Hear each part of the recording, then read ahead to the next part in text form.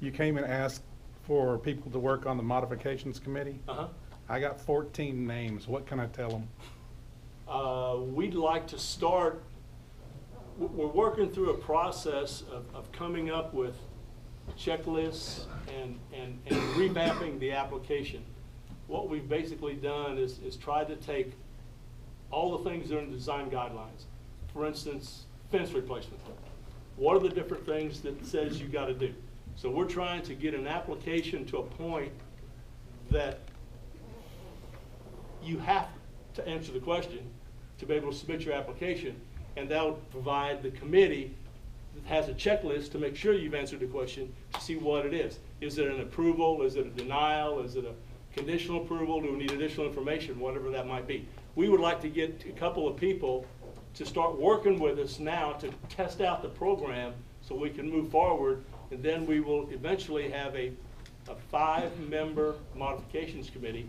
We're in the process of writing the charter for that, and then that committee, depending upon the number of applications that it has, may break up into subcommittees of 5 people to handle something, because we're getting, how many a year we get? A lot. How many 600, 700? 700? Well, we get about 30 a month. Yeah, about 30 applications. That'll So get on Monday to get, morning. and we've been doing this, you know, from our office. And there's no way I'm going to get 5 people that are going to volunteer enough time to go through 30 applications and turn them around. And we are trying to turn them around a lot faster.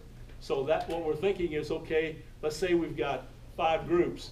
We'll take the 5 categories that have the most applications and split those up among those 5 people, so that some of that 30 a month, and maybe the group of 5, the 5 subcommittees at least get a half a dozen applications to review, and trying to get it all done so we can get it set up so it can be done online, so that you wouldn't necessarily have to have meetings, but the committee can respond, and then the chairman of that committee can, you know, move forward with what we're doing. So I currently have 14 names. When can they start working?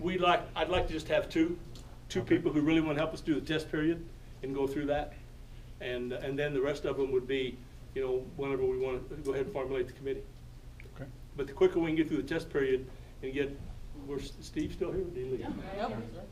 No, the other Steve. Steve. Sanchez. There you are. As soon as we can work with Steve and try to make sure we can get a program that works, that we can, the key is to be able to have people have access to it that are on the committee and be able to respond to the checklist so we can get all the information back and forth.